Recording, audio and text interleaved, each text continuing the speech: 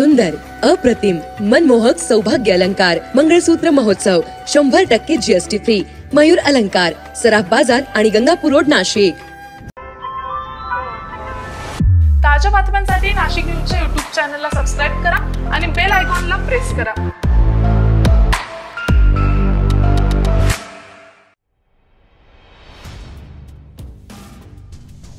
बातमी आहे अपघाताबाबत. नाशिक जिल्ह्यातील निफाड तालुक्यात दावचवाडी शिवारात आज सकाळच्या सुमारास एका अपघाताची घटना घडली आहे आणि यात 29 वर्षीय युवकानं आपला जीव गमावलाय. पंचकेश्वर गावातील 29 वर्षीय संतोष गोविंद घोरपडे यांचा तिहेरी अपघातात दुर्दैवी मृत्यू झालाय. संतोष घोरपडे हे कामानिमित्तानं पिंपळगाव बसवंतकडे जात होते तेव्हा दावचवाडी शिवारात महामंडळाची एसटी बस दावचवाडीकडून पिंपळगावकडे मार्गस्थ होत होते.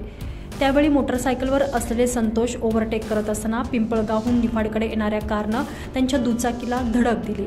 या धडकेत दुचाकी घसरली आणि संतोष घोरपडे थेट बसच्या चाकाखाली आले आणि यात त्यांचा मृत्यू झाला. वर्षभरापूर्वीच त्यांचा विवाह झालेला होता. 2 वर्षापूर्वीच त्यांचा विवाह झालेला होता. त्यांच्या मागे पत्नी, 8 महिन्याचा मुलगा, आई वडील, 2 भाऊ असा परिवार आहे.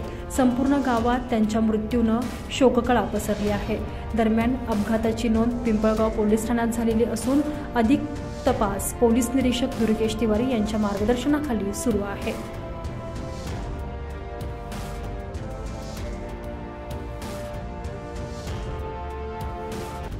अझहर कादरी, नाशिक न्यूज, पिंपळगाव बसवंत.